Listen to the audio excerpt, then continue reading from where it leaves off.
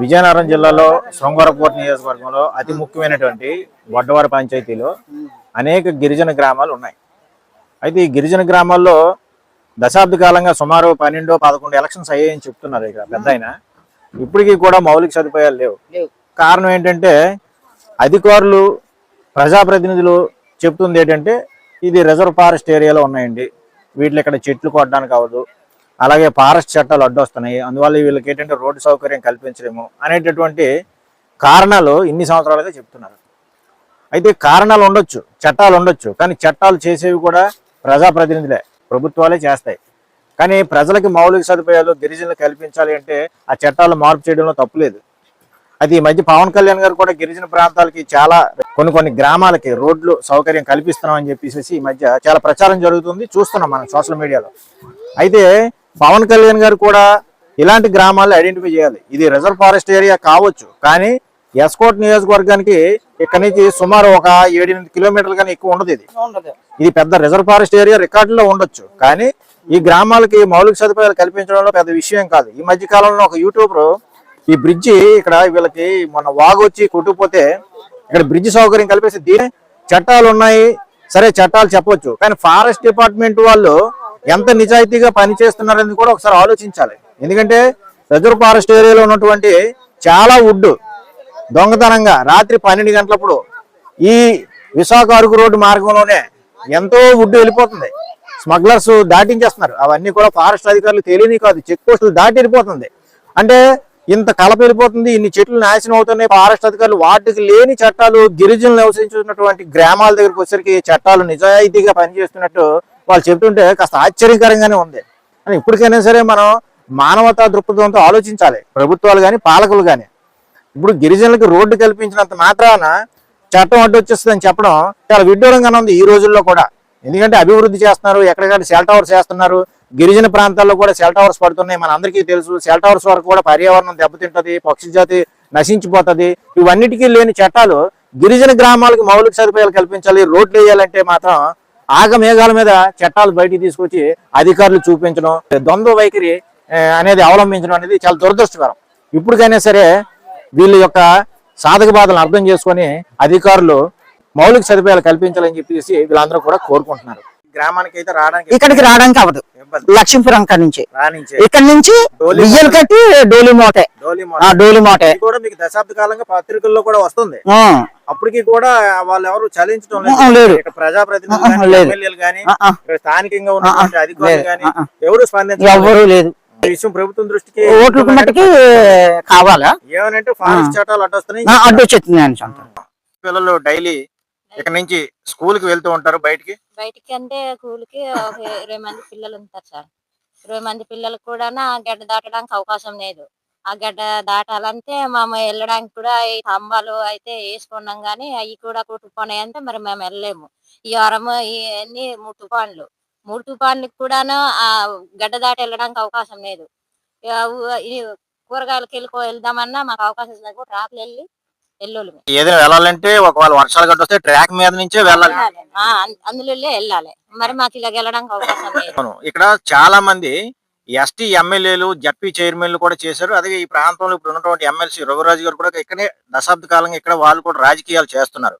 అయితే ఇక్కడ ఎమ్మెల్యేలుగా పనిచేసిన ఎస్టీ ఎమ్మెల్యేలు కూడా అంటే కుంభ రవిబాబు గారు కానీ, అలాగే చైర్మన్ గా జడ్పీ చైర్మన్ గా చేసిన శోభా హైమావతి గారి కూతురు ఉన్నారు శోభా స్వాతిరాణి గారు కానీ, ఇప్పుడు ఉన్నటువంటి ఎమ్మెల్యే గారు కోల లలిత్ కుమార్ గారు కానీ, అంతకుముందు కూడా మనకి ఎల్బి దుక్కు గారు కూడా పనిచేశారు. ఇక్కడికే ఈ నియోజకవర్గంలోనే పనిచేశారు. వీళ్ళందరూ పనిచేసినా కూడా ఈ రోడ్లు కానీ లేకపోతే కల్పించడంలో ఎవరు కూడా మీకు సహకరించలేదు. ఎందుకు, కారణం ఏంటి అంటే మీ దృష్టికి వెళ్ళియా? ఎన్నోసార్లు అడిగినాను సార్, అడిగినా ఏదో చేసేస్తాము అనుకుంటున్నారు కానీ అది అవ్వట్లేదు. నాన్నలు తండ్రులు ఉన్ని కానించి కూడా వర్షాకాలం అప్పుడు 2 రోజులు 3 రోజులు మా పిల్లలు మేము పస్తులు పడి అలాగ ఉండిపోయి గడ్డ ఎప్పుడో తగ్గుతుంది అప్పుడు అవతలకి వెళ్ళేవారు అండి. మీకు తిండి కూడా ఇబ్బంది, ఏదైనా నిత్యావసరాలు కొనుక్కోవడం కూడా ఇబ్బంది, అన్ని ఇబ్బంది.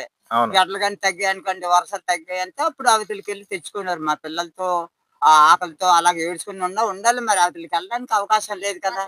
ఇందులో రాజులు వీళ్ళందరూ కూడాను ఈ రోడ్ అవుతుంది, ఇది అవుతుంది, అది అవుతుంది అని చెప్పడమే గాని మాకు అసలు పట్టింపు చేసుకొని పరిస్థితి చేసుకోవట్లేదండి. అంటే ఇక్కడ ఉన్న రాజుల వల్ల కోపాల మీదైనా వాళ్ళ ఎమ్మెల్యేలు గట్ట ఇక్కడ అభివృద్ధి చేయలేదు. కోపాలు గట్టి ఏమీ లేదండి. ఇదిగో చేస్తాం అదిగో చేస్తాం అంటారు. ఓట్ల టైం వచ్చేటప్పటికి ఇదిగో మీకు రోడ్ అయిపోద్ది, అలా శాంక్షన్ అయిపోద్ది, ఇది వచ్చేస్తుంది అనేసి అనుకోవడము, ఈ ఓట్లు వేయించుకొని మా వెనకెట్టేయడం, ఈ రోడ్లు అవ్వకపోవడము. ఏ ప్రభుత్వం అయినా మా తాత తండ్రులకండి 5వ తరం కాండి చూసుకొస్తున్నాము.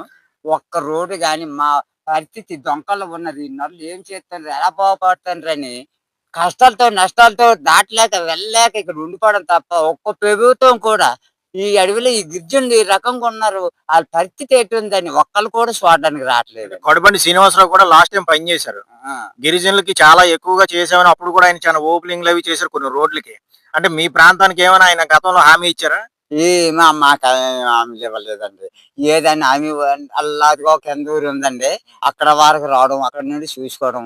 రోడ్డు వస్తుంది, ఇదిగో మీకు పలపారం చేస్తాం, ఈ రోడ్లు వేస్తాం అంటున్నారు. కానీ అప్పటికి ఇప్పటికి పిల్లతో కూడా అయిపోతుంది. కానీ ఈ రోడ్ల పరిస్థితి కానీ మేము ఈ అడవిలో ఎలా పోతున్నామో ఎలా ఉంటున్నామో ఏడు తింటారు ఒక్కడు పట్టింపు చేసుకోవట్లేదు. మన సామ్రాజు గారు ఉన్నారంటే ఆడ పలపారం ఉంటప్పుడు మా ఈదికి మట్టికి అలాగా సీసీ రోడ్ వేశారు. రాజుగారు ఒకళ్ళే వాళ్ళ పలపాలం ఉన్నప్పుడు ఆ రోడ్డు ఒకటే వేశారు. 4 రోజులు 3 రోజులు ఈ 4 రోజులు తుఫానికి చాలా ఇబ్బంది అయిపోయి ఉండిపోవడం అండి. ఈ అడవిలో ఎట్టడానికి అవకాశం లేదు. మొన్న ఎమ్మెల్యే గారు వచ్చారు కదా, ఏమైనా హామీ ఇచ్చారా?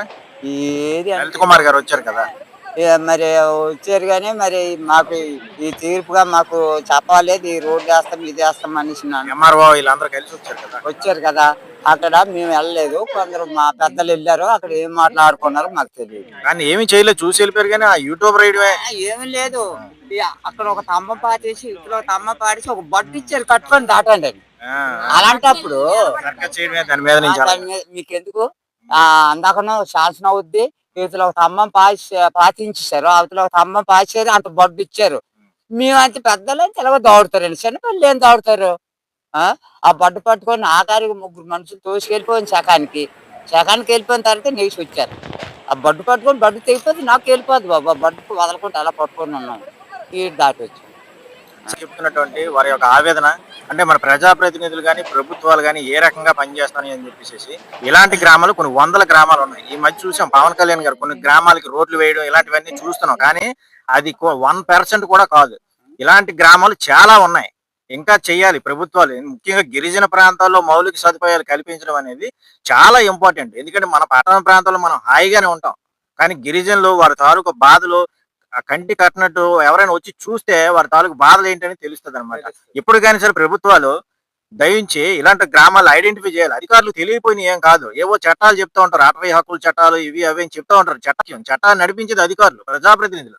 అలాంటి వాళ్ళు ఏంటంటే ముందుగా ఇలాంటి గ్రామాల్ని ఐడెంటిఫై చేయడం, యుద్ధ ప్రాతిపదికన ఏవైతే ఈ రహదారులు కానీ బ్రిడ్జిలు కానీ ఈ వాగులు దాటే దగ్గర కానీ ఈ పిల్లలు చదువులకి అవకాశం ఉన్నట్టు చేసి వాళ్ళకి మౌలిక సదుపాయాలు కల్పించడంలో ముందుండాలని చెప్పేసి మరొకసారి ప్రభుత్వాన్ని వీళ్ళందరూ కూడా కోరుకుంటున్నారు. గట్టిగా చెప్పండి. జై పవన్ కళ్యాణ్ గారు. మాకు స్కూల్కి పిల్లలు వెళ్ళడానికి ఇబ్బందిగా ఉన్నది. విజయనగరం జిల్లా ఎస్కోట మండలం మూలవాడూరు పంచాయతీ గాదిలో ఒక గ్రామము, తెన్నుపాటి వారి పోస్టు మా గాదిలో ఒక 5 కిలోమీటర్ల దూరంగా ఉన్నది. కాబట్టి మా పిల్లలు వెళ్ళడానికి ఈ వాగు దాటి వెళ్ళాలంటే తాటిపూడి రిజర్వాయర్ ఈ 9 ఈ రోడ్డు అంతా మేము దాటి వెళ్ళాలంటే చాలా ఇబ్బందిగా ఉన్నది. మీరు మాకు ఒక కన్నిచ్చి మాకి కనిపించి మాకి నీ ఒక్క అన్నదమ్ముడు అనేసి మాకు కావాలండి, మాకు ఒక బ్రిడ్జి మాకు ఒక రోడ్డు కావాలనేసి మీకు సన్నాలు కోరుకుంటున్నాం. కాబట్టి పవన్ కళ్యాణ్ గారు, జై పవన్ కళ్యాణ్ గారు, జై పవన్ కళ్యాణ్ గారు, జై పవన్ కళ్యాణ్ గారు.